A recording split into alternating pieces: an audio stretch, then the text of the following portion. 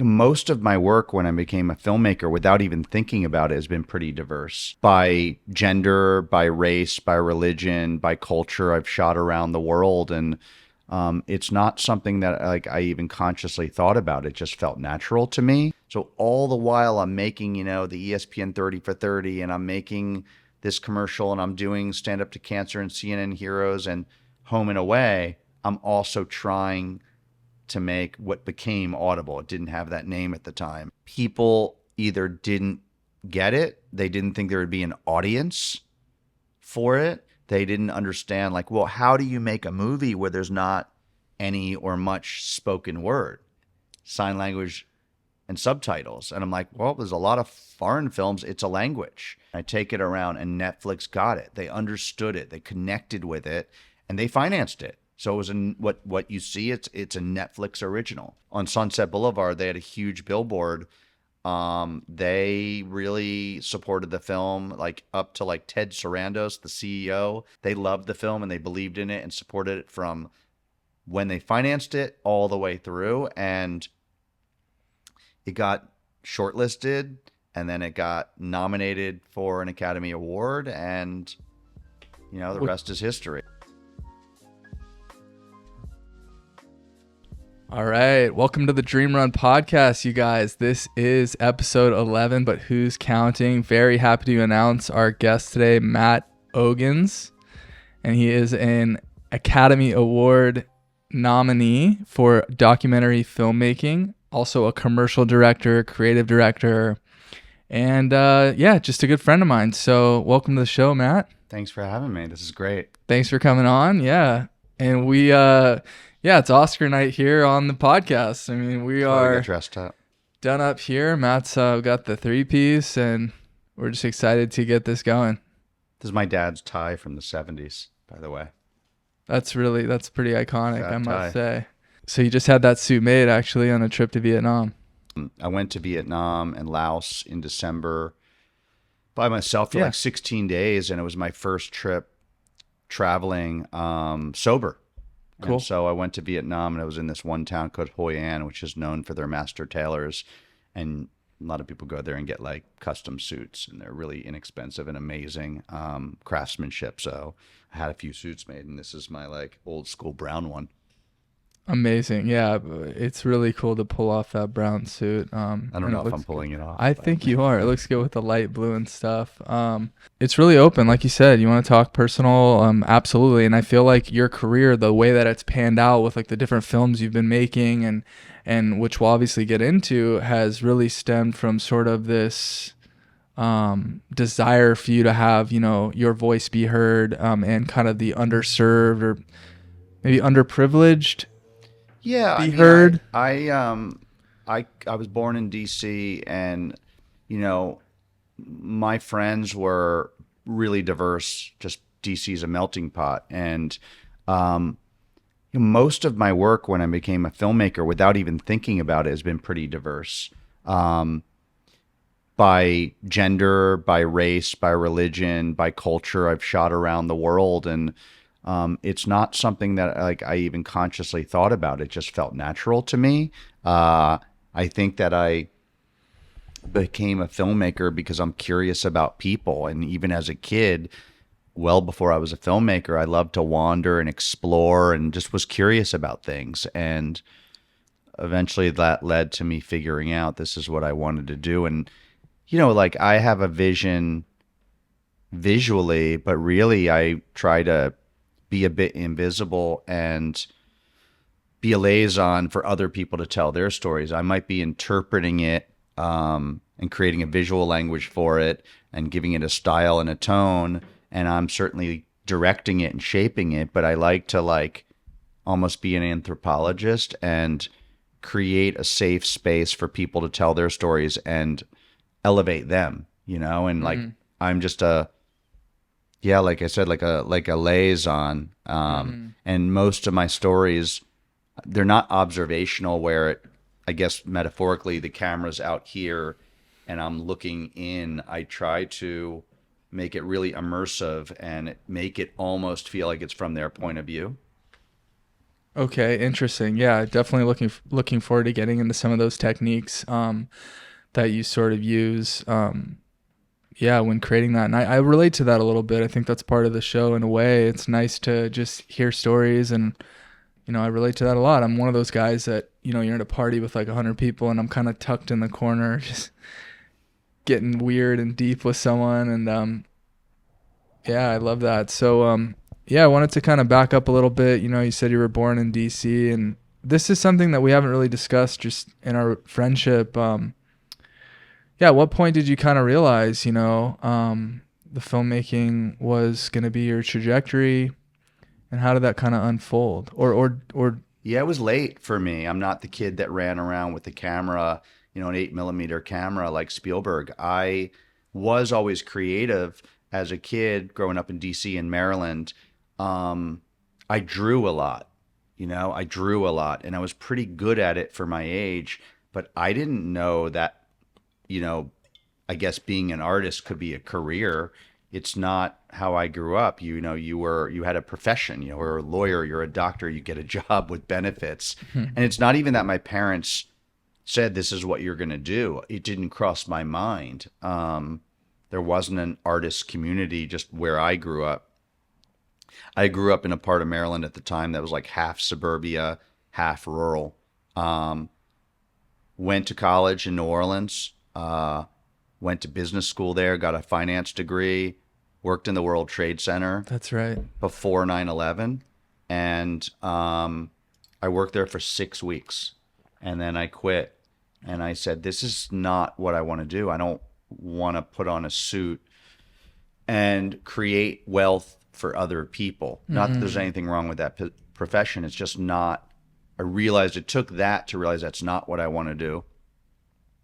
And I just decided, I always loved films and I didn't know that's what you could do. I saw big films, the Star Wars types of films growing up. And then around the time that I decided I didn't want to be in finance, I started seeing films that were independent films, smaller films, moodier films, darker films, edgier films, and by filmmakers that weren't just from New York and LA, diverse filmmakers, this thing called Sundance I heard of, and I just started seeing films I had never seen before and just kind of made it up. I decided like, oh, this is what I want to do.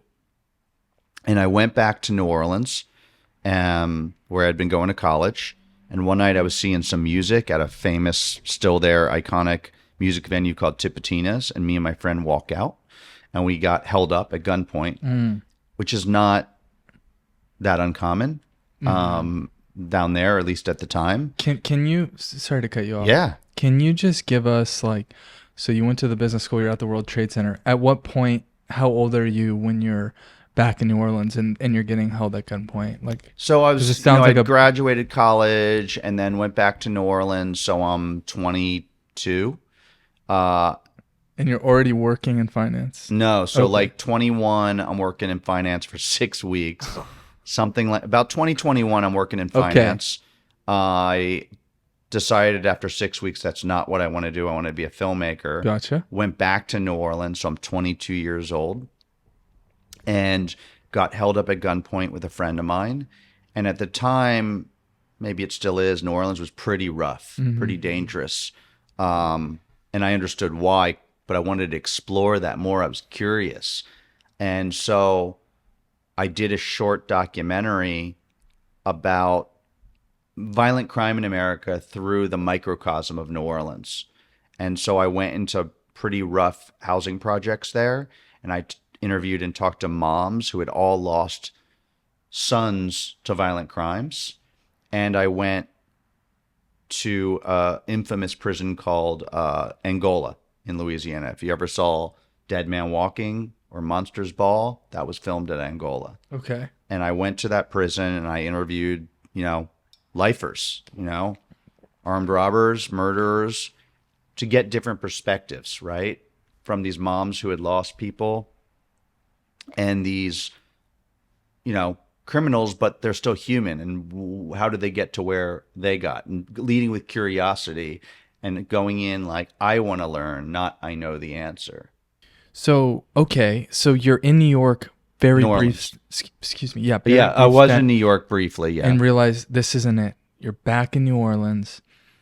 And was there any sort of, I mean, you're still a young kid at this point. You're only 21. I also You're not didn't really know- worried about, I also didn't know what I was doing. I didn't go to film school. right. I'm figuring it out. I had no idea what I was doing. None. And did that feel like a big leap for you? Was there any fear behind leaving this newfound security? Or were you feeling like, I'm still so young. I'm just trying to. The fear came a little bit later when I realized how hard it was to be an artist. So you were just kind of naive. and Yeah, young. I was naive. I mean, listen, it's not easy to go film at Angola. I just wrote them a letter.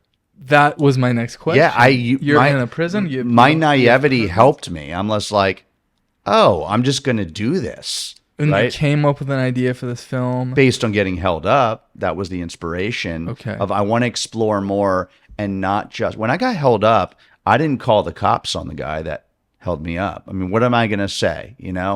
I was unharmed. I had a few bucks. I had just been bartending. That's how I paid some bills down there.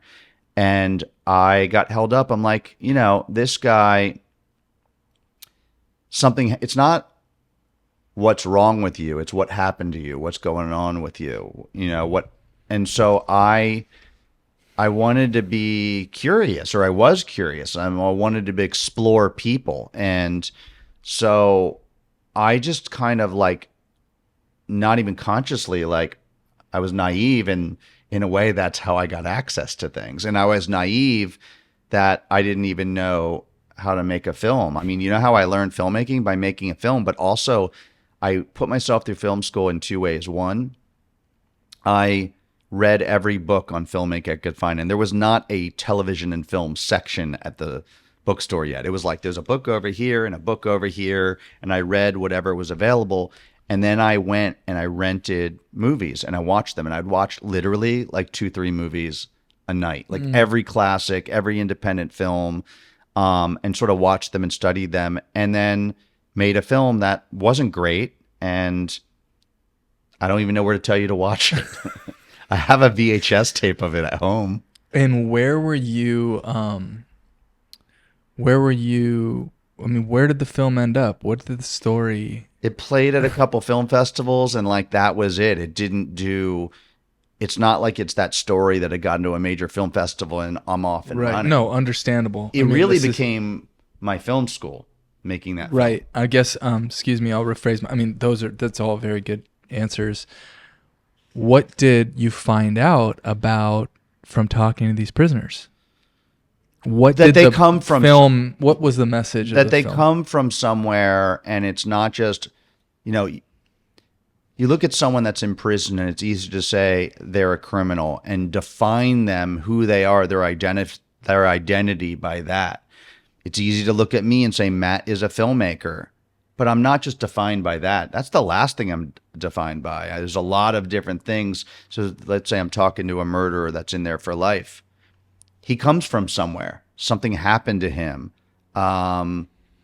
Maybe he was at the wrong place at the wrong time. Maybe it was a crime of passion. I'm not saying this person didn't do something wrong, but let's also explore who his parents were or parent, what he was influenced by, what was around him, what did he lack, what love didn't he get. There's a lot that goes into it, but also like that's one thing, but he also might be a father. He also might be a husband. He also might be whatever his profession is. So you kind of were essentially humanizing these convicted felons or criminals. You were just kind of saying, all right, I don't want to just put a label on this person, throw him in jail. I want to know what's making, because this looks miserable. Yeah. This doesn't look like something a human would want to do, but I was why? curious and I wanted to humanize them. That doesn't mean sympathize. It means empathize, right? It doesn't mean I'm saying it's okay that you did this crime. It's still not okay. It's not okay at all, but let's understand. Let's understand why you did it and where you come from. You know, maybe that's all this person saw. Maybe that's all that was in their neighborhood. Maybe they're starving trying to put food on the table.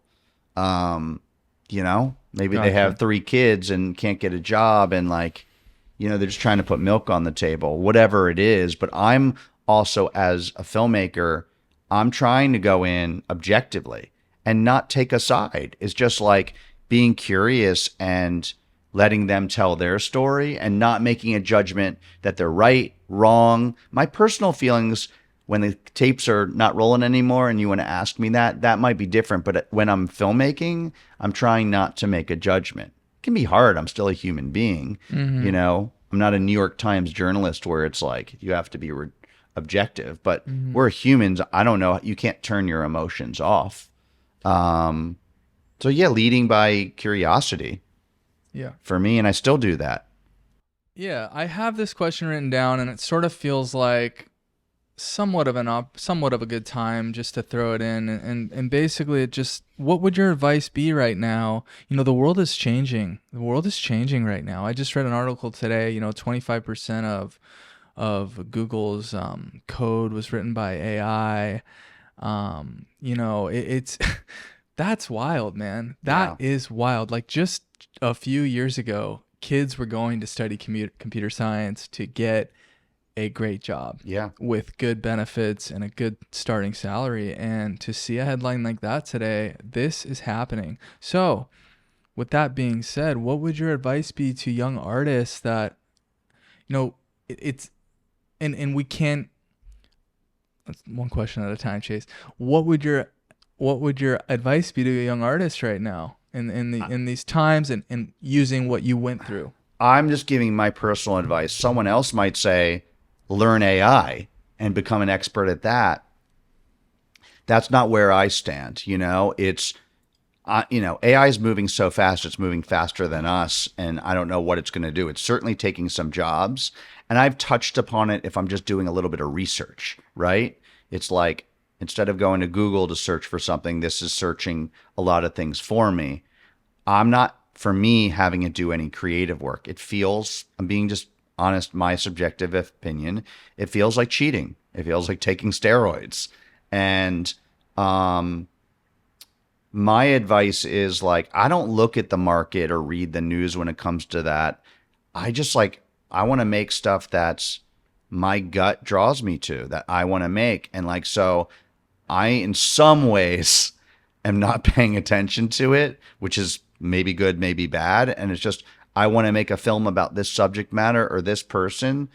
I'm going to go make that and like just stay true to myself and my values. And, I recently in the last couple of years realized that like my values as a human is aligned with my values as a filmmaker. Being curious, being of service, Mm. being of service in filmmaking means I'm being of service to the subject of my film, the person, if it's a documentary, or the characters. I'm being of service to the story. I'm being of service to my collaborators. I'm providing jobs. And ultimately, I'm being of service to the audience. Mm. I want to make them feel something. And so my advice is like, it's 2 parts. It's like, learn the craft, just keep practicing and practicing. And your first film or short or whatever it is, don't look at the results. It's not like your goal as a filmmaker. It doesn't say in the dictionary, get into Sundance, get into South by Southwest, get into Cannes. It doesn't say win an Emmy, win an Oscar. That's not what it says. It's tell stories. So stick with the process and like not to get, or maybe to get spiritual, like be present. Like if you're making a film, be present to that shot, then be present to that scene, that sequence, that act, that film. When you're in post, that cut, when you're doing music, like every moment, it'll add up to a result. But stick with the process and be present to that. Your craft, just get your 10,000 hours or 100,000 hours. Hard work, like live it and breathe it. Balance your life. You don't need to be a workaholic. And then there is the part of like, then getting your work out there, networking. But to me, the craft of it and being hardworking is the most important part.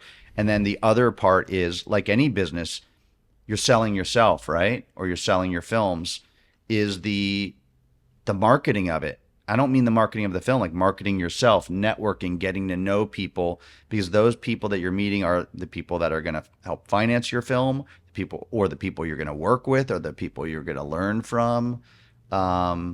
Just get good at your craft, and work hard, and then share it. That's a really good point, and I have a kind of a follow up, but just a comment is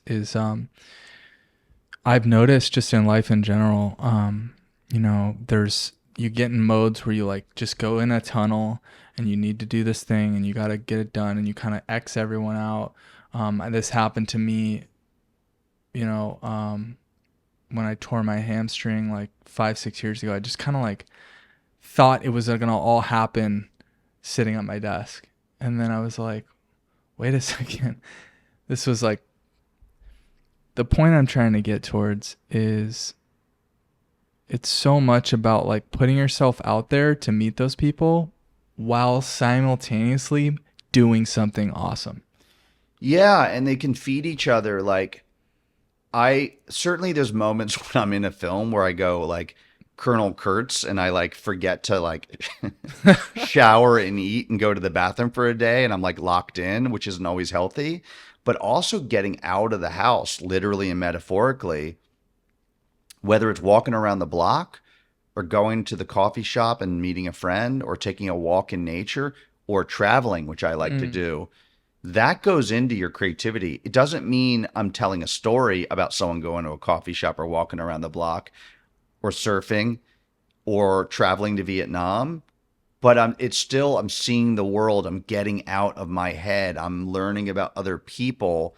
And that sort of expands my mind, it creates neural pathways. And I think it's harder to tell new stories if you're just staring at a computer screen, you know what I mean? And locked in your room. So you got to, do the work, but you need to kind of, be a forager and hunt and gather and then bring it back. I love that. And I just can't help but ask. And you mentioned just the traveling and the wellness and getting in nature and having friendships and just being locked in, but also knowing I need to let this go for a few hours and come back. Yeah.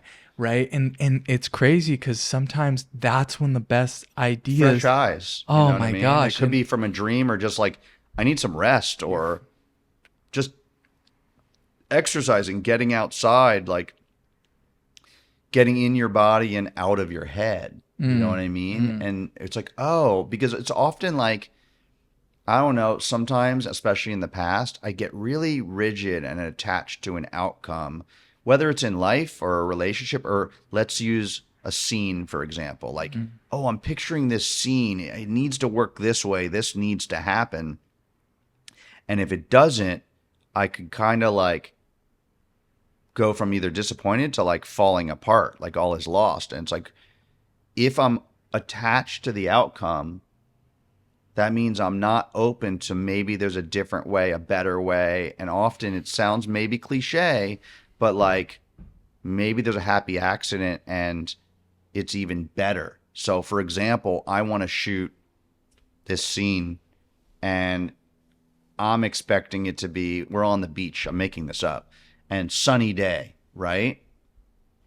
And all of a sudden it's raining. It's not working. Well, maybe the rain makes it moodier. Maybe it's not what you expected, but it's even better. Maybe it's moodier. Maybe it's just interesting. Maybe it's more visual. And so detaching yourself from the outcome and being a little bit open to magic happening. You know what I mean? The magic. Yeah. Sometimes like you end up with something even better. Yeah, definitely. I just wanted to kind of pinpoint that a little bit more into, how does exercise, how does that routine, how does your gratitude all kind of contribute to your creative process? I mean, look, I'm fortunate that I have the time and the means to like meditate and exercise and do some wellness stuff. It sounds very LA and bougie, but for me, that's my therapy. I literally need it for my mental health. I deal with anxiety, and um, that's the way I have to do it. And it's, you know, I have a daily routine, daily rituals. Like I really try to wake up, and before I look at my phone, and I don't have my phone next to my bed anymore. I have it plugged in the bathroom. The alarm's on. The sound is off. I'm not grabbing my phone, looking at stuff and scrolling on social media first thing. I really try to meditate first, do a little prayer, not a religious prayer, but prayer to the universe, creative intelligence, higher power, whatever you want to call it. It's different for everyone. Set an intention for the day, then go exercise. And like for me, it's intense exercise. Like I need to get that energy and thoughts out of my head and like get in my body and, kind of intense. Like I need to be sweating and out of breath. Awesome. Yeah, I completely. For me, and look, every day I can't do it. Some days, like I got to get up and get to work. Some days, I don't listen to that plan, and I do grab my phone. Sure. It's progress, not perfection, right? But that's my intention. If I can do that 5 days a week, great. It doesn't have to be perfect, but I work towards that. And just taking care of my body. I just Good. trying to do something amazing. Healthy. Yeah, amazing. And I know feed my brain.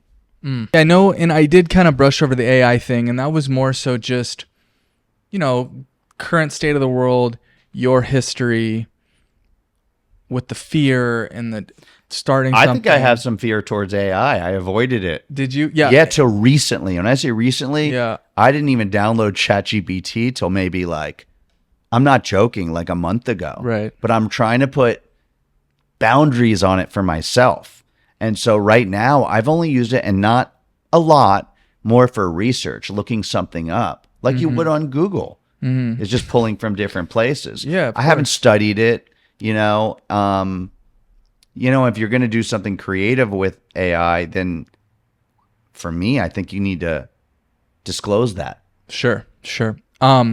What I was kind of leading to as well, and we don't have to go completely down that path, but my hope is that we can kind of use it in a way to help like integrate further with like ourselves and our community, rather than we will find productivity, I believe, somehow in some way.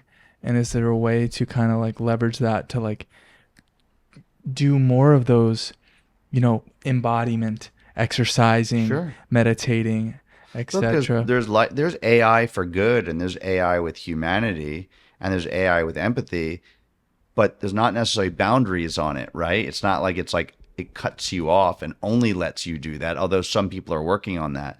And so what I mean is sure, you can do that and use AI for good, and medicine's using it, to improve research and medical research, but that's not going to stop other people from using AI in other ways. I mean, I don't know if it's going to turn into was it Skynet in the first? It's happening quick, man. It's happening. It's happening. What I think is I'm not scared. It's just it's happening faster than we're happening, and so it's and by the way, whoever's listening to this that's an AI expert, don't quote me because I'm not an AI expert. Caveat, but AI, I think, is learning faster than us. And it's you're almost creating a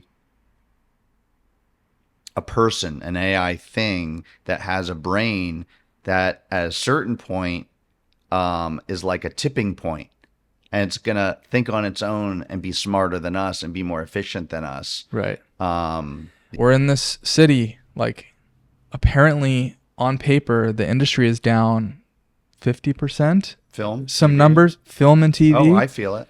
And I'm just kind of wondering, are you hearing? I mean, I'm feeling what it. are you hearing? Because I have grips, I have friends that are Yeah. DPs, and it's just Yeah, I have worked. I'm fortunate, I had a film come out earlier this year. I'm starting a new one.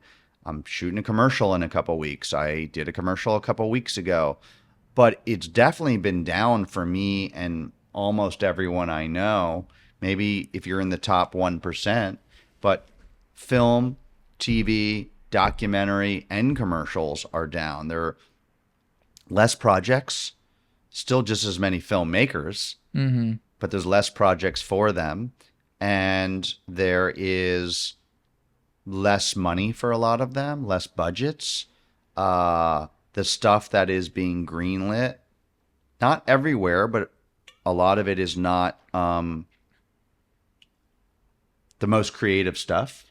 I don't know about you, but I find myself, I love watching stuff for creative reasons. And so I'm finding it harder and harder to find stuff that I love and that I binge. I'm finding myself spending a lot of time, probably almost it feels like more time, switching channels and looking at thumbnails on streamers, trying to find something than actually watching something, or like watching something I've already seen before a couple times, a right. movie I've seen before, just because I can't find something that I want to watch. I remember not that long ago, there was tons of shows that were like water cooler talk. We'd be like, "Oh, did you see that? Did you see that new episode?" Or like binge That's that a thing. good Like point. there's not as That's a many good stuff point. that Game I'm of binging. Thrones, Yeah. Squid Games. Give me some other ones. Succession. Yeah. Yeah. That was not long ago. No, but there's not as many of Ted them. Bundy was kind of Yeah. in there. What Yeah. would be another couple? I haven't even watched if any of you, these shows, but I know different what they type are. of show, but Tiger King. Oh, some for people. sure. Yeah. Oh my gosh, Tiger King. Yeah. That was a viral sensation. Yeah. For sure. We do. You're right, though. There's not. There's some, but there's not as many, and because there's not as many, when they come out, oh my God, do I binge them fast? Oh, Like yeah. I'm Tiger watching King. them in like 2 nights, like 4 episodes I a mean, night. Tiger King was unbelievable. Yeah, it's crazy. It was absurd, and everyone Yeah. was like, Carol Baskin this, Yeah. and all the Instagram I memes. saw a sign I think it was online at a Baskin Robbins, that their sign they put up underneath was not related to Carol Baskin. Okay, all right. So all fun stuff, all current events, kind of state of the industry, and good hits from you, Matt. I wanted to kind of circle back to just your unpacking your story, right? I didn't know this about you, and I guess let's do this. What gets us from that prison film to Confessions of a Superhero? A lot. So lot? I realized that I did not know what I was doing making that film. And I'm like, okay, I made it. That was my film school. The prison one. The prison one. It was called oh my God, I forgot for a second. It's called Ray of Hope. Like I said, I have a VHS tape at home. I should have brought it. I'm sure I have a mini DV of it somewhere too, if anyone knows what mini DV is. This was pre-HD. I decided that I wanted, humbly, because it humbled me, I wanted to learn. And so I moved to New York and started at the bottom and became a production assistant. I didn't just go make my next film. Awesome. I was a PA and doing that kind of stuff for, I don't know, I never counted, maybe 3-4 years.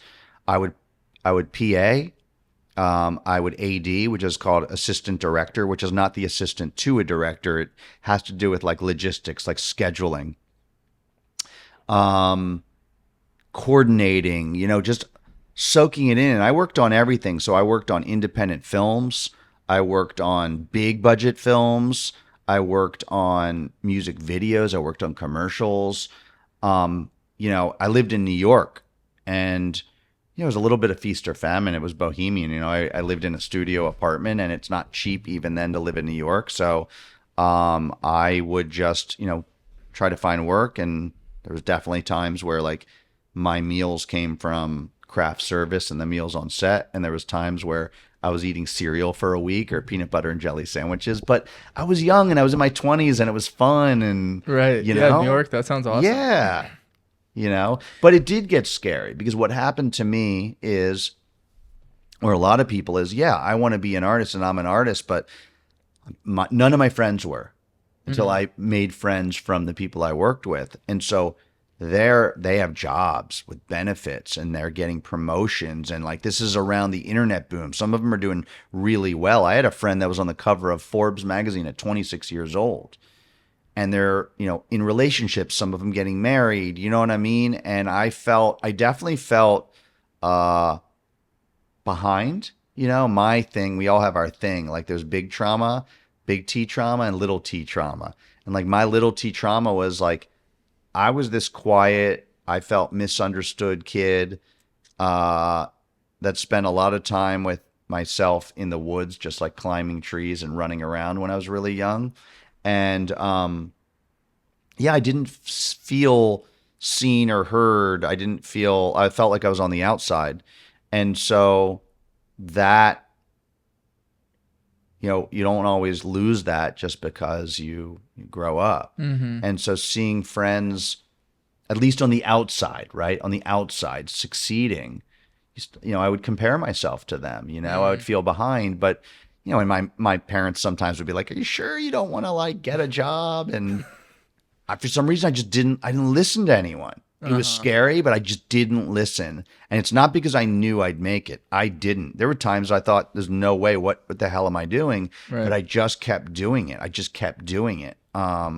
Almost like for me, like just holding on tightly and like pushing the rock up the hill, just pushing it up the hill. So I would PA and I would just like, and learn, right? And start meeting people. And I'd make little things on the side, a short here, a short there.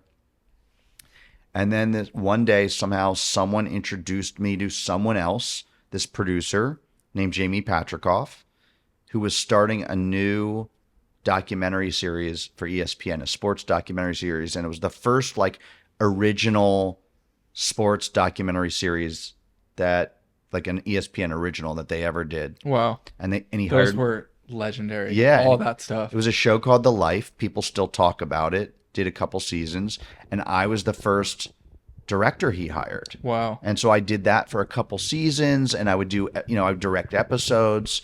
I actually went back to Angola prison on that. The first season, they're like, let's do an episode on rodeo. I'm like, there's a rodeo at Angola prison. An infamous prison rodeo, like inmates riding bulls and horses. No kidding. Yeah, it's still there. It's really famous. They let the public in to see it. And so I did an episode on the Angola prison rodeo. I went back there again. And I've been back there again on another project. I've shot there 3 times. And so that ended up, in a way, paying off in a different way, is that I knew what was going on in that prison, and I pitched that idea to the people I was working with. And still to this day, even though it was one of the first things I made, I still am really proud of it. And that was my first directing job. Wow. For ESPN. It was for ESPN. Yeah. Company called Radical Media produced it. Jamie Patrikoff produced it, who ended up producing Confessions of a Superhero and ended up many years later producing my latest documentary, Madhu. Amazing. Yeah. Wow. No kidding. Yeah. And so it's like, What I an met amazing him connection. and yeah. So from ESPN, are you, and how old are you at this point? Oh, I'm old. No, not at this then? point. At the ESPN. I was 28 maybe. Wow. Okay. Nice. 26, 27. And at that point, are maybe you 28. still, once you're directing those episodes, that's all I've ever done since. No bartending jobs, no waiter jobs. and you're not PAing No, still. that's it. So once No, you I direct, was till I got that job. right. That's what I'm saying. Never so once looked you back. direct there, and then from there it's just commercial. It It took a little bit for commercials. Or Yeah, what? hodgepodge, and like making a little more bucks than I was at as a PA. Of course. But it wasn't like, oh wow, I made it. And, Of course. But I never had another job. I haven't had a job. I realize I've never had a real job except for those 6 weeks in the World Trade Center. Amazing. I've never had a real job. If a steady, a 9-to-5 job, you know what I mean? Right. Like you've bartended, you've PA'd, you've directed, you've produced, you've AD'd. And I never, after that first directing job, ever did anything else. So I mean, it's quite a while from that the life and timeless to, let's just say, Audible. So what's going on in those? What would that have Yeah. been, like 20 years or so? Uh, 15 years? Probably like, I don't know, 18, 15, 16 years to Audible, And maybe. we will unpack that, you guys, just so you know. Audible is a short documentary film on Netflix, which Matt was nominated for an Oscar in 2020? 2022. 22. Yeah. So, 2 which we years can ago. kind of unpack on Netflix right now. You guys can watch that. And we can unpack Madhu, but just what's going What on in happened in those between? 15 years? So I was directing, like I did a couple seasons of this show, The Life, that I mentioned on ESPN. There was another series called Timeless on ESPN I did. I'd pick up an episode here and there of something, and then I made Confessions of a Superhero. And how Okay. that came about is I had moved to LA, Okay. and I'm driving down Hollywood Boulevard, and at the corner of Hollywood Boulevard and Highland, which is right where like the Walk of Fame is, all the stars on the ground, Man's Chinese Theater, where you see the handprints, and there's all these people dressed as movie characters. Uh-huh. And I was like just driving by, and we all pass them if you live here, and maybe you're laughing at them, maybe you're not paying them any mind, you're not thinking about them. But with my curiosity, I was like, I want to know who that is under that suit. Like, more so, like, where do they live? Like, I call it with a character going home with them. And I don't mean that sexually. I mean, like, what's their life like Sure. outside of their job and that thing you do? Again, Similar concept to the prison story. yeah, exactly. Like, you'd pass the guy dressed as Superman, and like, that's how you define him. And I'm like, no, I want to know what he's like out of the costume. Although that guy never took his costume off. But it also started with, I saw two Spider-Men, and there was two Spider-Men, and it's like turf wars, and they were having a physical fight over turf because you don't want another Spider-Man there. Definitely not. And I literally I was me and a DP I had worked with named Charlie Grouet, who's still a friend of mine, and I just worked with him a few weeks ago. Amazing. I love that. I love that through line. Yeah, we were on Hollywood Boulevard. I'm like, we were shooting something else by coincidence, a commercial on Hollywood Boulevard in front of Man's Chinese Theater. And in between setups, I kept going and talking to the Superman character. It seemed like he was the leader out there, And I just kept talking to him. And I'm like, in that moment, that day, I'm like, hey, you want to make a documentary? Again, Wow. a little bit of the naivety, but now Sure. I knew how to filmmake a little bit. Yeah. I think within a week, we started filming. So Charlie, who was that DP, became the DP on it and my partner on it. He was a producer on it. And we were the only two crew members. It was like, I directed it. A little closer. Closer. I directed it. He was the cinematographer, the DP, and producer on it. I held the boom mic. 90% of the film was just us two. We expanded here and there. And at some point, we went to Jamie Patrikoff, who gave me that first job on ESPN, on The Life, and he came on as a producer. We made the film. We kind of just self-funded, like begged, borrowed, and steal, just figured it out. Mm-hmm.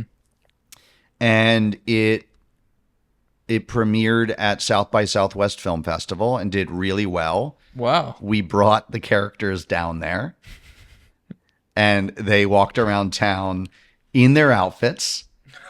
They'd go to bars and get trashed, like dressed as Superman and the Hulk and Wonder Woman. I decided to follow just superheroes. There's a lot of different movie characters, Sure. but we followed Superman, Batman, the Hulk, and Wonder Woman.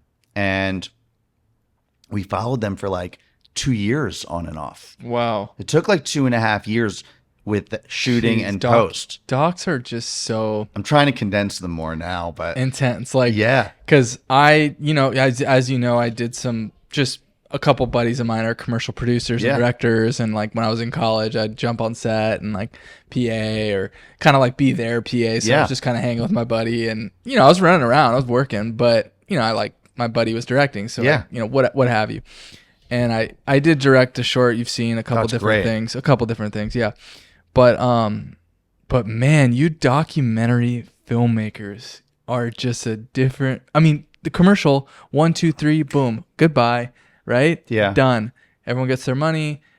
I mean, it goes to post. If you're involved, it's longer than that. It's not bougie either. You know what I Right. mean? Like I come from Oh, like documentaries. yeah, Some of these docs on Netflix you see are like two guys. yeah. just I mean, running look, around. I grew up with my great grandparents. I was fortunate. My great grandparents from the old country outlived my grandparents, and I grew up well into adulthood with my great grandparents. So I got to meet my generational trauma. And but I got to be around my great grandparents and learn from them, and they came over on boats with no dollars. So my family has a little bit of a working class mentality, and I still feel like making documentaries is a little working class For the blue collar side. yeah, blue collar side, and I mean that in the best. I like it. Right. I'm fortunate that I can have a little bit larger crew and larger budgets, but it ain't that big of a crew. Right. You know what I mean? Right. Like I mean, we it's don't nothing like a cush. we don't have trailers, Yeah. and we're not staying at the Four Seasons. I couldn't believe it because I came from just messing around in college, Yeah. a couple $100 and a couple decent things, and then I worked on some sets and had my one spot that you've seen, and it's like they were giving us crafty 3 times a day. Yeah, it's amazing.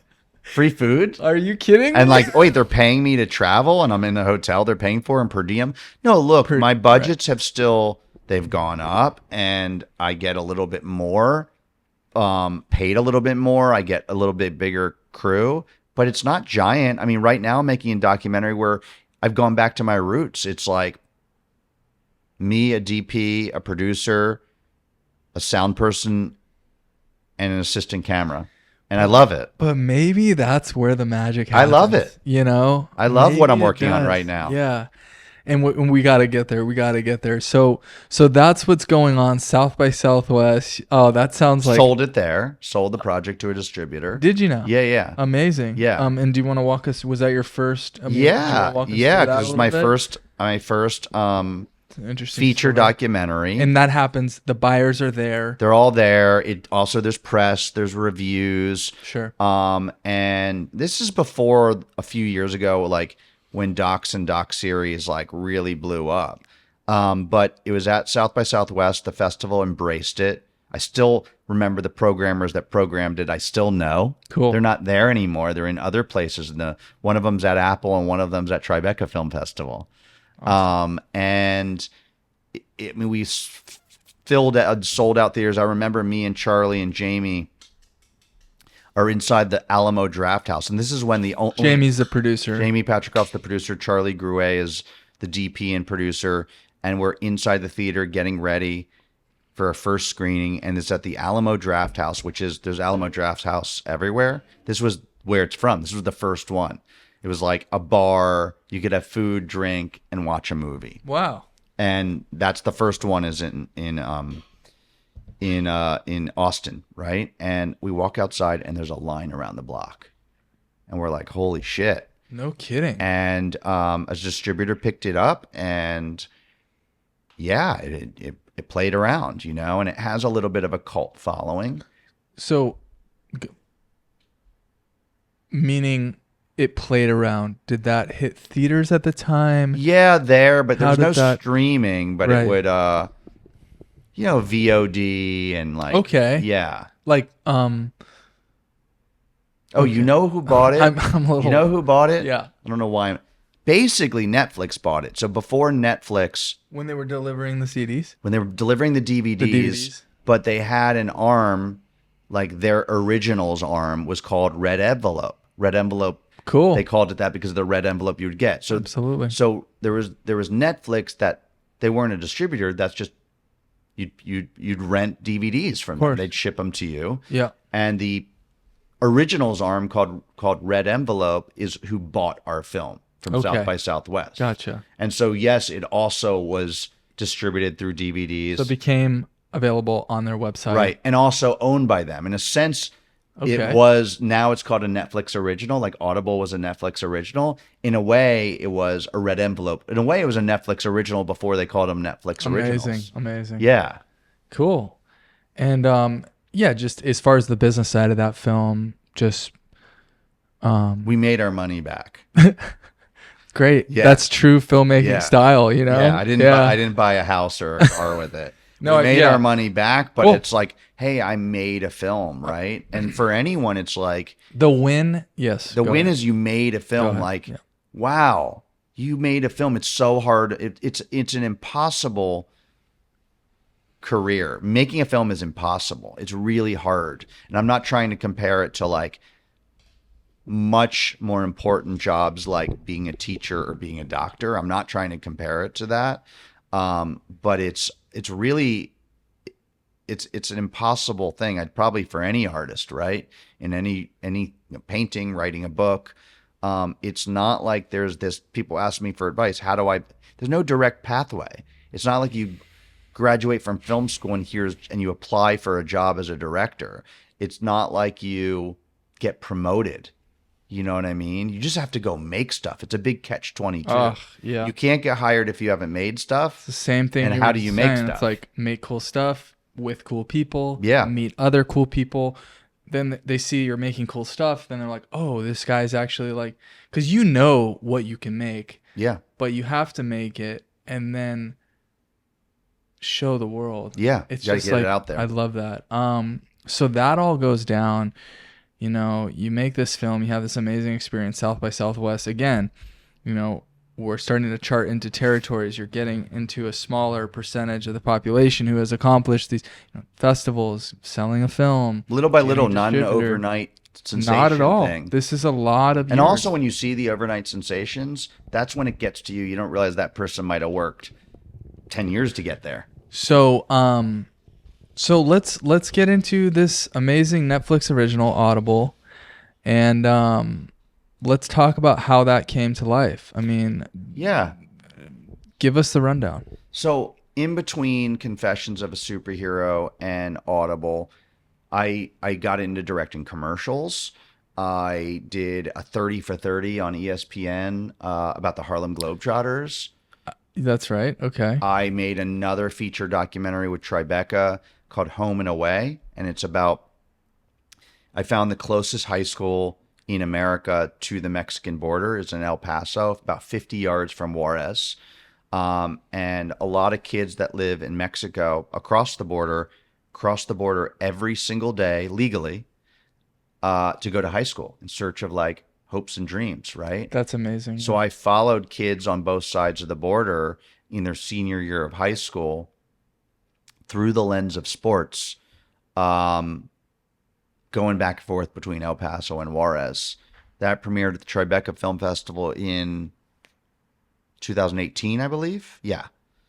And then Audible is an interesting path. 1 second. Yeah. What are we calling that film? Home and Away. Home and Away. Yeah.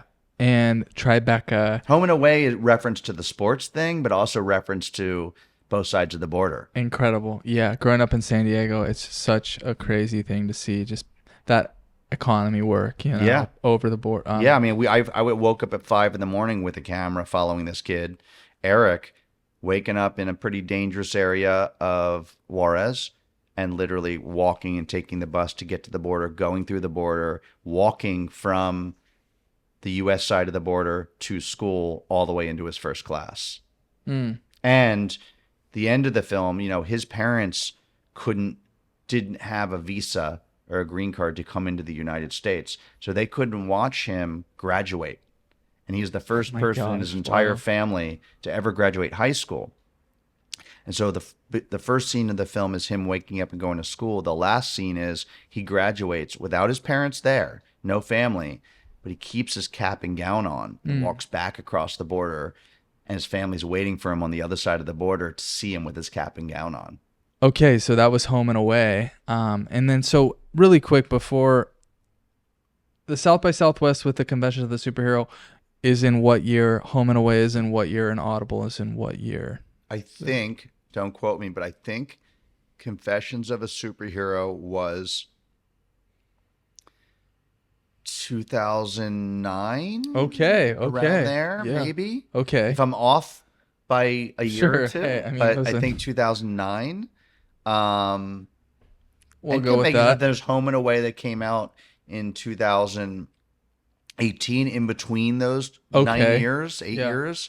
I did a 30 for 30 on the Harlem Globetrotters for ESPN called From Harlem with Love. I did I don't know if you ever heard of CNN Heroes, Okay. but I Okay. did this for a couple not seasons, but a month or two years in a row. CNN Heroes is like it's like the Oscars in terms of format, and it's celebrities instead of getting awards, giving awards to humanitarians around the world. That's right. This is like an Anderson Cooper show or something, Yeah, he right? hosts it. Okay. Yep. I think I've heard of this. Yeah. And so it's a live show on all the networks and or on CNN. It's a live show on CNN hosted by Anderson Cooper, star-studded and musical guests, but and they honor 10 humanitarians from around the world.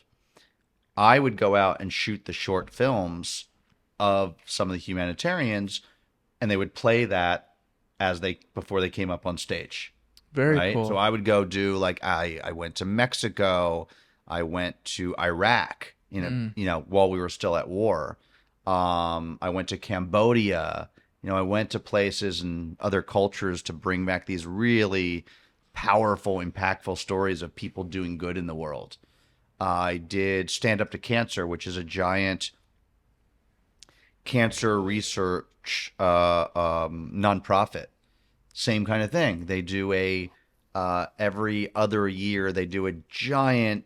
I don't want to call it a telethon, but like kind of like an awards show format, to raise money for cancer research. Mm. And they would have a bunch of stories, whether it's doctor stories or patient stories, and I had the honor to go out and tell these stories, right, Mhm. with my collaborators of like, you know, people living, people dying, doctors trying to save people.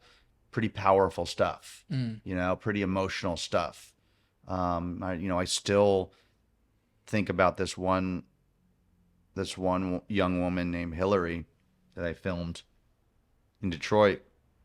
And I remember this scene where she's seeing her oncologist and she's got a wig on because chemo.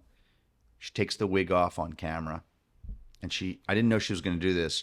She asked the doctor, "How long do I have to live?" And the doctor says, "How long do you want to live?" And she says, "A year." And the doctor says, "You don't have a year." And she didn't have a year. And I mean, it's the first time I literally behind the camera was crying. Jeez. And I get choked up now because you're with them and you're with their family. I'm still in touch with their family. Mm-hmm, mm-hmm. And I still think about her. And actually I saw on Facebook, her dad just posted last week. It was her birthday, Mm. and what a brave woman. And she in the research that Stand Up to Cancer was doing, she helped other people live because they were doing research with her and trying trials, medical trials with her and stuff like that. So it's not all in vain. But she got to go to the show. She hadn't passed away yet. So when we had the show, the Stand Up to Cancer big show in LA, she came out, and got to sit there with her family. And I think Tom Hanks is the one that introduced the short I did on her, and she came up on stage, and it was amazing. Mm. Wow, that's some really impactful work. Yeah, it's just kind of going with the theme Yeah. of your career and stuff.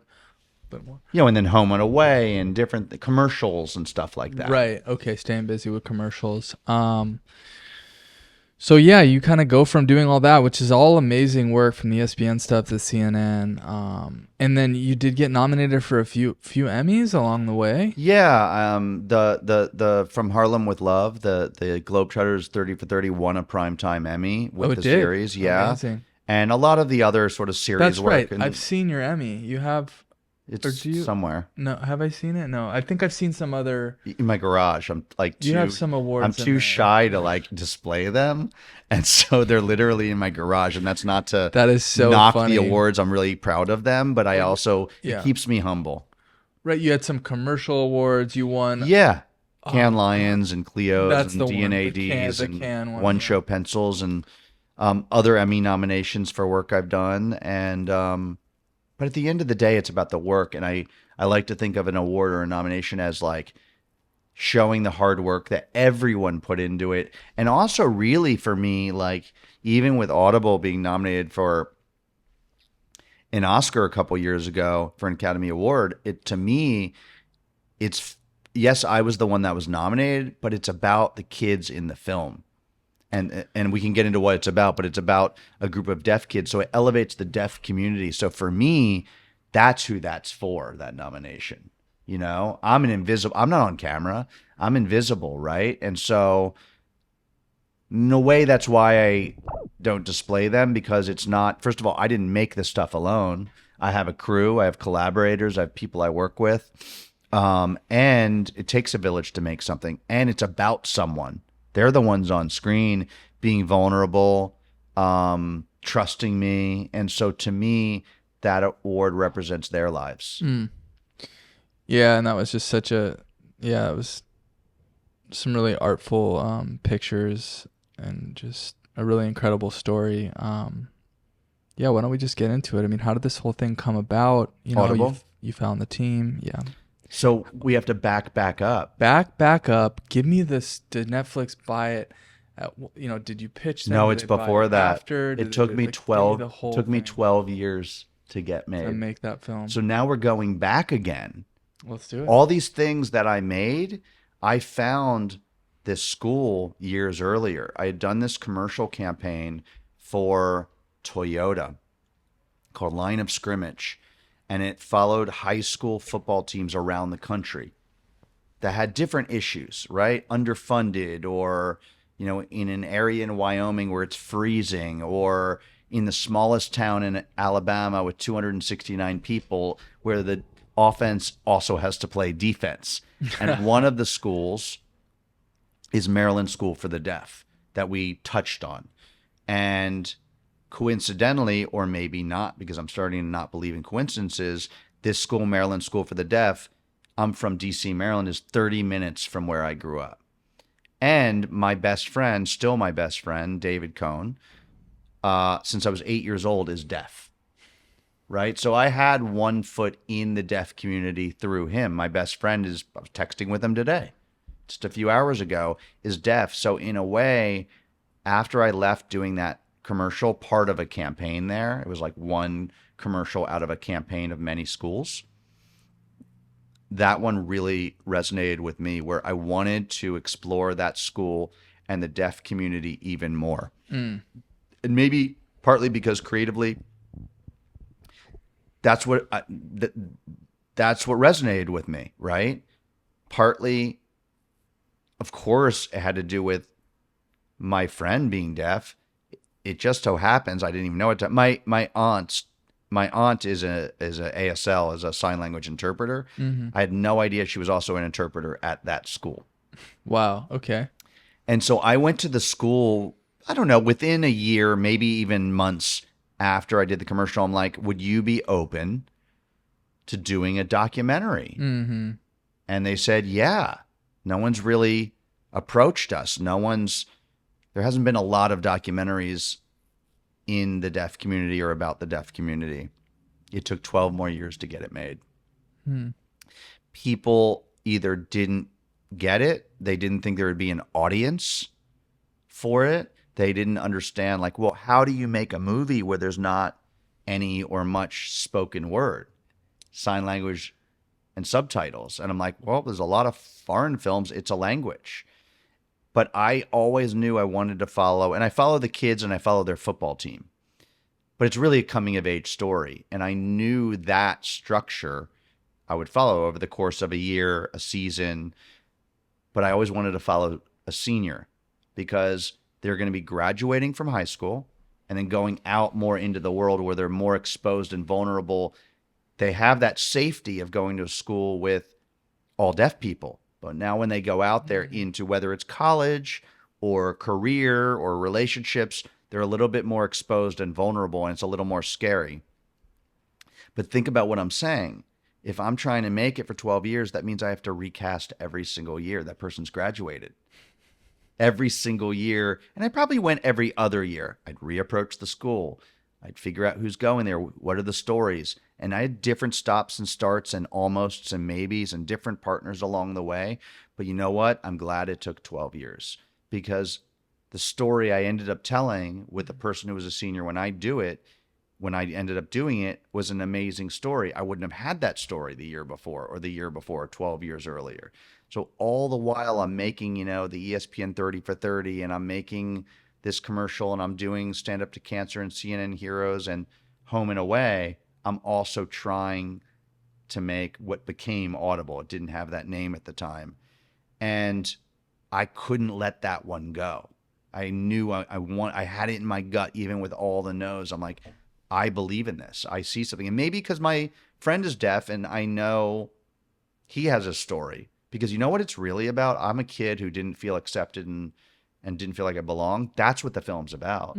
Yes, it's through the lens of a deaf community. Yes, it's through football. But I always look for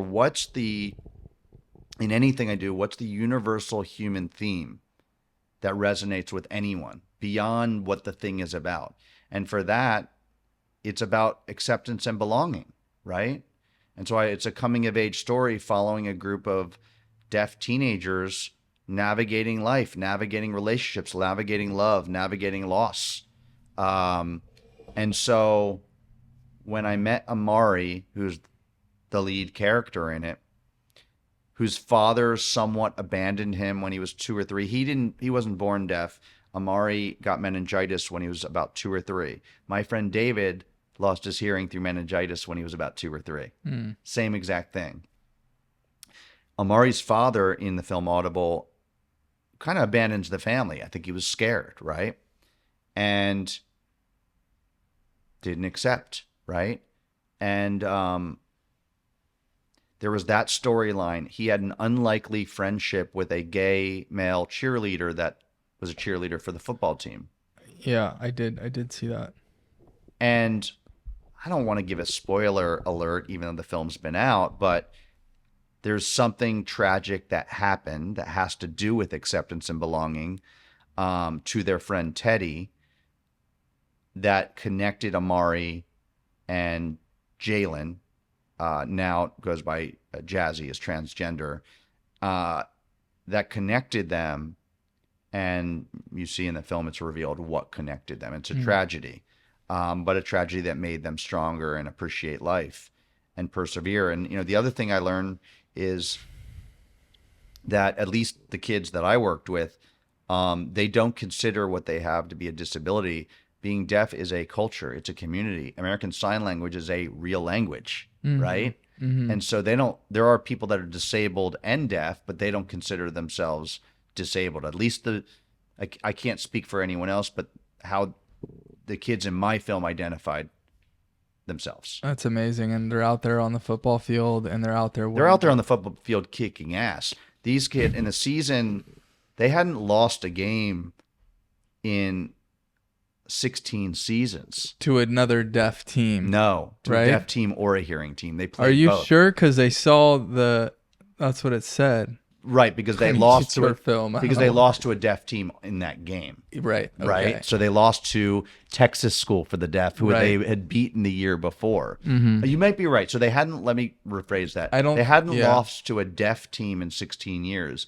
But, and it's in the film, they also play hearing schools as well. Right. And they're really good, and they kick ass, and they actually struggle. The coach talks about it in the film, Coach Ryan.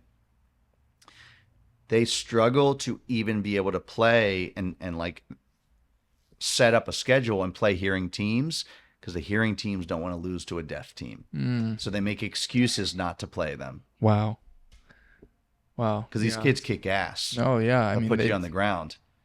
Absolutely. I mean, it definitely helps to hear spoken words, but those are strong kids, and you can see that they're working really hard. They're working really hard, and their other senses are heightened, right? So they're on that field, and they're laser focused on the ball being snapped and where it's going, and they're feeling the thump of the I ground. heard they kept talking. I can feel them when they're running. Yeah, Stuff. So Music too, the vibrations. amazing, incredible story. Takes 12 years. Cast, take a year off here and there.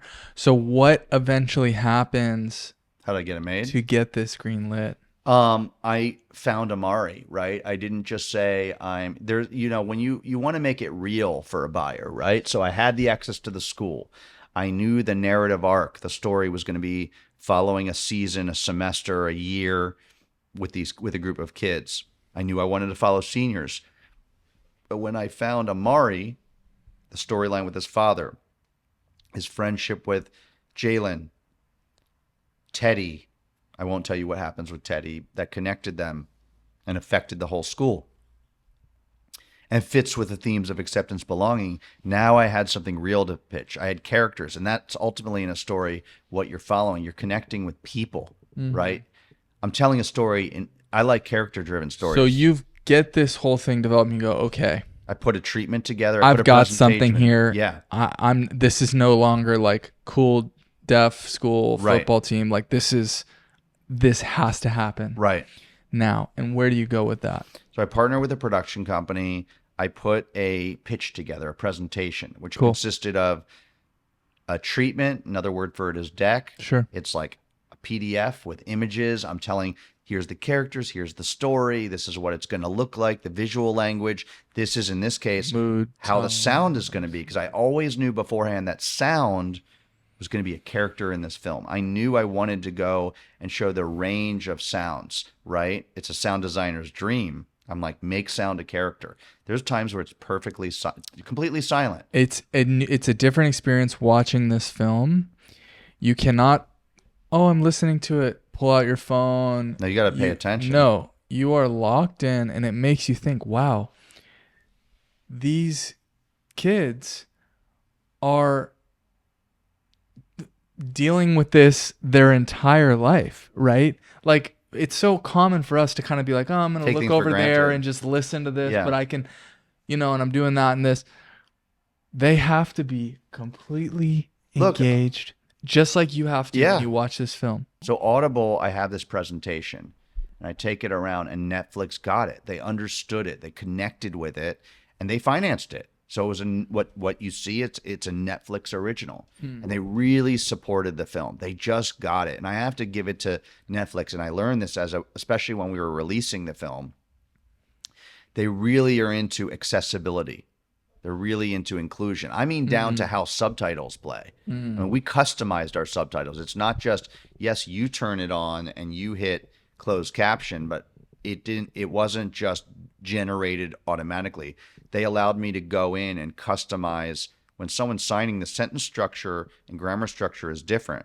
They really let me go in and customize it. And, my executive producer, Niall DeMarco, who's a huge deaf advocate, happens to have gone to that school, happens to have played football for that team, was my executive producer, and not just in name afterwards. When we were making it, and a whole slew of ASL interpreters really worked with me to get it right. Because yes, it's for a hearing audience. In some ways, it's even more for the deaf audience, and it's honoring them, and we got to get it right. Oh, that's And amazing. so we went That's through amazing. many passes of how the subtitles would get up, and even like down to like when it played publicly anywhere, whether it's the trailer, whether it's on social media, or whether it's playing in a theater or at a film festival, you can turn on closed caption. We did open captions, meaning automatically that's on, because you better believe someone in that audience is going to be deaf. Mm-hmm. And we want them, there might be 1,000 people in a theater. If there's one deaf person, I want them to experience it too. Amazing. So there's subtitles they don't need because they're seeing sign language. But when the music plays, closed caption. If we go off camera to a shot and the subtitles are, if someone sign, you need the subtitles to continue for them. Right. And so really thinking about that. Okay. And I thought about it, but Netflix really thought about it Oh, too. that's great. So they support the film. Yep. It plays at film festivals. And then award season comes up and they went full blast, They just supported the film. They put a lot of money and time into it and did a marketing campaign and a social media campaign and a press campaign. And I mean, this is a short documentary. I had done a few feature docs at this point. They had a gigantic billboard on Hollywood Boulevard by Chateau Marmont. Was that Hollywood or Sunset? Sunset. On Sunset Boulevard, they had a huge billboard. They really supported the film, like up to like Ted Sarandos, the CEO of Netflix, reaching out, and like they loved the film and they believed in it and supported it from when they financed it all the way through. And it got shortlisted, and then it got nominated for an Academy Award, and the rest is history. And it was so great for the kids. Like, we brought them to LA and brought them to the Oscars. Wow. Okay. And I know this is like so much about the crew for you. I've seen it. I was at your premiere for your I do. following film. I do. I know how much you're just like, I'll do the interview, but like, look at my dancer and look at everyone else, how good they're doing. I get uncomfortable on camera and that's probably why I'm behind the camera. But you're doing great, doing amazing, telling some great stories, inspiring artists out there. We'll say I'm trying to. You get that call. I mean, you have grinded, been a PA, watched your friends have success, New York, LA, you're making a living. Mm-hmm. But I mean, it is a very small club who has stood up there and had their name announced at the Academy Awards. Yeah. For something that honorable too. It's not like you were doing you made a film for these underserved, underprivileged, they don't call themselves disabled. So I don't even want to put that on them. You made for a culture. That's for a culture. How did that feel? What was going on? Exciting and scary, and tests your mental health. You know what I mean? Yeah. Like, a lot of people see a film and they're like, the film comes out and the red carpet and the premiere, and they don't know what it took to make it or who made it and what they're going through. And like, remember, I get a little anxious being, front and center. And so it definitely tested my mental health. Like, I was really proud, and like, especially of the kids in the film and of Netflix, but then there's pressure, right? Because for me, if we're going to do that campaign, I'm campaigning to win. For me, it wasn't for me. It's for the kids in the film. It's for the deaf community. It's for all the people, my collaborators who worked on it. It's for Netflix who believed in the film. That's what I'm campaigning for. Right. And also for someone that's like, can be a little anxious and shy and awkward, like, it tests you, at least for me. I can't speak for other people. And by mental health, I mean, you were just overwhelmed. You just felt a lot of pressure. There was a lot of pressure. Netflix. A lot of anxiety. No one put pressure on me. No, you're obviously, I put pressure on myself. Self-inflicted, as always. Yeah. It was uncomfortable at times. You're doing, lots of, I don't want to sound ungrateful. I was so grateful. It's just, it's a lot. And people don't realize, like, the Oscars aren't just the night of the Oscars. It's 3 months full time of campaigning. Okay. Press, marketing, events, there's screenings. It's lobbying. Like, you're lobbying for a political position. Interesting. You know what I mean? I would never have known that. Oh yeah. I don't know who else. I don't know if anyone, because we had talked, the guy who won this last year, he was a guy that also won your year. Yeah. And you had mentioned like how hard he was pushing. They were pushing. Yeah. And they did the same thing during 2022. Yeah, it's not always what the best film is, and that's not knocking whoever won. Sure. It's also, there's other factors, right? It's lobbying. It's what executive producer might be attached to your film with a name. It's how much money you spend, but that's not knocking anyone. It's still got to be a good film. Of course. You know what I mean? And still got to have an audience and resonate with people. And ultimately, I'm just making films, we all are, to make people feel something. Right. Okay, we are running. I do want to get to Madhu. My last question. I mean, is there any other, first of all, is there any other moments, Oscar related, just that stand out to you? Yeah, I got to bring my mom to the Oscars. That's amazing. Yeah, I got to bring my mom to the Oscars. The same woman that said, "Hey, maybe you should take a different job," years earlier. Gosh, that's I got She to take must my be so mom, proud. and she was my date, and my dad and my sister were like in the mezzanine, the nosebleeds, and brought my mom to the I couldn't find my mom half the time, and I'm like, oh, she's talking to Spielberg. She's like, You're kidding. yeah, because we're all in the same boat. You know Mm-hmm, what I mean? Like, you're Right. safe. There's not like I'm not like a fanboy, so I'm looking. My mom has no Yeah, she's hey, boundaries. Yeah, Steven. yeah, yeah. She's just sitting down like she's at a table talking to Spielberg or, Jessica Chastain or, whoever it is, Sure, right? sure. And we're all there together, we're all sitting in the same Yeah, it's area. just yeah, exactly. Yeah. And then, took my mom to the governor's ball and the Netflix party. And at like midnight, my mom, drop her back off the hotel. My sister takes over, right? Okay, And she jumps in. she jumps in. We Plus go to the one. Vanity Fair party. She gets trashed. She's a mom. She's got two I think I've kids. met your sister actually. Yeah. Yeah, you have at the Yeah, skate park. skate park, She's yeah. got two kids. She's like, "Fuck this," and she gets trashed. At a certain point, she takes Troy Kotzer, who won that night. He's deaf. Coda came out that year too, so we were like the documentary deaf film. They were the scripted deaf film. They were with Apple. We actually did some cross campaigning together too. Like Awesome. Troy, who played one of the leads in Coda, interviewed the kids in my film for an article. Wow. And so we shut down the Vanity Fair party, me and my sister and Troy and a couple people. And my sister at one point, I don't know if she got his permission, took his Oscar and was running around the party for maybe a good 20 minutes, running around the Vanity Fair party, pretending that it was her Oscar. I have a photo of it. Oh my gosh. He allowed it. That's And yeah. And then you move on to the next one. Sure. I don't sit there and like just milk that. I really, of course, it helped my career, injected it. I still got to go make stuff. It's not like people just hand you checks. That's a good transition to Madhu. I still, the 100%. next day, I had already started making Madhu, by the way, when I was nominated. In fact, the nominations came out while I was sitting in my hotel room in Birmingham, England, on a day off from shooting Madhu when they announced the Oscars live.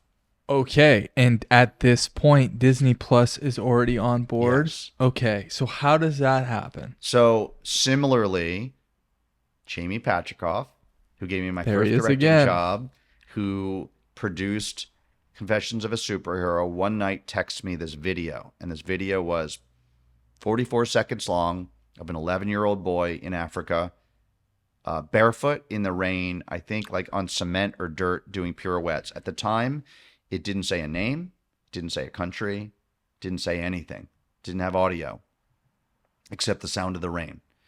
And it went viral, super viral, a week later. It was not viral when he sent it to me. Maybe it had 1,000 hits. Maybe it had 300. I don't remember.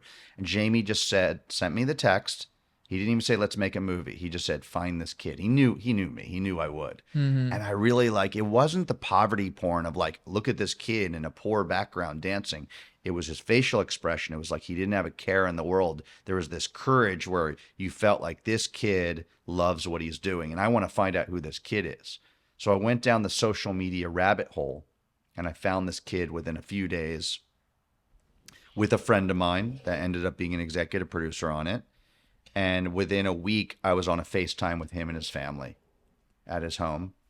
And we massaged that. Then it went viral and everyone tried to get the rights to it. All the big names and production companies, bigger names than us. But I think because we didn't jump on a bandwagon, when it went viral, like it was maybe more pure when we came to them before it went viral. They went with us. Mm-hmm. We pitched it. There was a bidding war between a couple networks, and we ultimately went with Disney Plus. There was a woman named Marjan there, who's a friend who like really believed in this project, just like there was people at Netflix like Gabe Spitzer and Arian Wu and Ted Sarandos and Lisa Nishimura who, believed in Audible, and they financed it. It was a Disney Plus original doc. But this one was different. They believed in us and they believed in Anthony Madhu, that's why it's called Madhu, so much that we really only pitched them Act 1. He hadn't gotten the scholarship to England yet, to the ballet school. We knew, but we all knew in our hearts, and Disney did too, the kid's going to go somewhere. And I don't necessarily mean physically. He might just go to downtown Lagos and perform. But He's going to go somewhere. So for the listeners here, Matt's latest film to come out is called Madhu. It's about an Italian Nigerian ballet dancer. And I mean, yeah, in the slums of Lagos, basically. Outside of, I mean, it follows a kid named Anthony Madhu. The film, his last name is Madhu, which is the name of the film, which means human. And he grew up in Lagos, but like 2 hours outside of city center, only 30 kilometers, but with traffic and roads. And he lives in, a neighborhood, with dirt roads and potholes and blackouts at night where they're using generators to keep the lights on. And, his dad and mom, scrape a few bucks a day, to put food on the table for their 3 kids. And this kid loves ballet, kind of self-taught. And if you're a boy in Nigeria and you dance ballet, you don't have friends, right? Completely. You play soccer outcast. Or you work for the family, right? Right. And so he's bullied and he's mocked. The kids there's some kind of reenactments in a way in the film, if I remember, where he's kind of just... And they're not reenactments. We follow the kid to school. And he's just getting looked at like that. They're kicking the can around and he's doing dancing. Pirouettes. He loves dance so much he can't stop moving. He could be waiting in line for something and he's moving, right? He loves movement. That's how he expresses himself. But that's how he expresses his joy. That's how he expresses his pain. That's his art form, right? Mm-hmm. He's telling a story, whether he's conscious of it or not, with every dance he makes. And so we're in his neighborhood following him around, getting to know his family, school, life. He's a pretty shy, solitary kid because he doesn't have a lot of friends. Even his brother doesn't get him. His brother plays soccer. Mm-hmm. They don't get along. Interesting. Yeah. But his parents do. His dad didn't at first and then really got it. And the mom was always his cheerleader. And he gets a call from one of the most prestigious ballet schools in the world. It's called Elmhurst Ballet School. It's in Birmingham, England. And we are fortunate that we were there. So we started filming before he got this scholarship. We didn't know he was going to get it. What a huge moment. Yeah. That sort of reminds me of that. That's just what amazing happenstance for you guys and for the production. So yeah, you follow him around through this process, the struggles, the trials, the tribulations. He's in this completely different world. Well, he's also leaving his family, so he's never been on a plane before. And look, he sleeps on a mattress on the ground in the same mattress with his brother and sister. But there's love in that family, right? Mm-hmm. There's like community in that neighborhood. There's still a love there. Mm-hmm. It's kind of amazing and a beautiful culture with amazing food and music, and it's vibrant. And I don't know, I fell in love with Nigeria and its people and its food and its culture and its music. Yeah. And I also brought on, for the first time, I co-directed it with a Nigerian filmmaker named Kachi Benson. Mm-hmm. And the film was not about race, but it is about a culture. And we thought, like, it's not just a Nigerian filmmaker. It's a Nigerian filmmaker that lives in Nigeria that's from the same tribe as Anthony. There's different tribes, the Igbo tribe. Okay. And I knew that I had more experience as a filmmaker. He might learn something from me as a filmmaker, and I want to elevate him. But I'm also going to learn something from him and a lot from him about this boy, because he had the same, he didn't want to be a ballet dancer. He wanted to be a documentary filmmaker. That's not common either down there. Mm-hmm. So there was a similarity between the two. And so we made this film, right? Yeah. And then his family gets the call. He's never been on a plane before. We're there when he packs his bags. We're there when he has to leave his family. We're there when he walks into a dorm room where he gets his own bed. Yeah. We're there when he's getting 3 meals a day.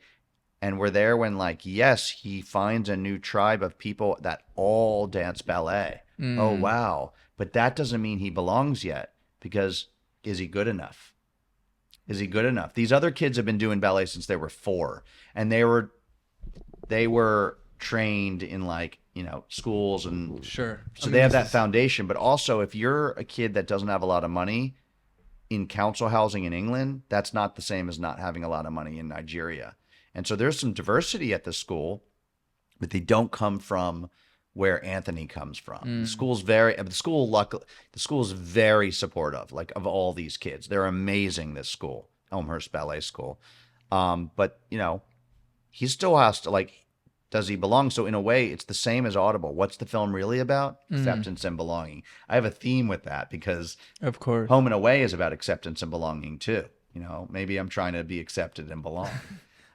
So we followed the journey, and I don't want to give a spoiler alert, Sure. but something happens that is a physical impediment that he discovers that could upend his whole dancing career when he gets to England and he has access to healthcare and support and things like that. So Right. Yeah, definitely. Everyone, if you haven't seen it yet, Madhu on Disney Plus, it was so interesting and such a good time getting to, it was the opener is what they call it at the Santa Barbara International Film Festival. Yeah, it was really cool. And it was crazy because we have a few other friends like this too that are sort of seen in different ways amongst groups, but it was just so interesting because I just know you and have seen you and just hang out, and then you're all of a sudden on this red carpet doing this press, and and you're laughing at me. we're filming you and talking a little shit to you, and yeah, I need that. But It keeps that me was humble. that was amazing. So Santa Barbara Film Festival showed it as the opening night film for the whole. So every festival has an opening night film, and this was the opening night film of the Santa Barbara Film Festival. I don't quote me, but like a lot of times festivals are picking a narrative film. So to pick a documentary as the opening night, and you were in the theater, packed. 2,200 people. The mayor sold came out. out and it was this whole thing. Yeah, it was a great time.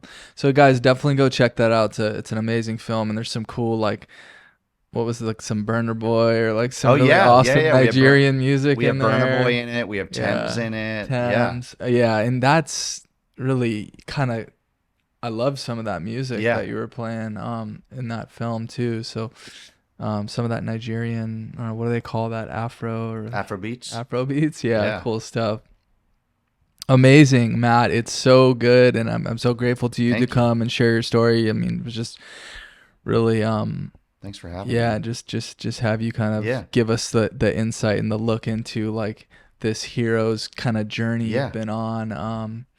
So yeah, if you guys want to get in touch with Matt, obviously go watch Netflix, go watch Audible, and go watch Madhu. Is there anything else? Oh, you're working. We've got a couple minutes here before we've got to go. See our friend speak.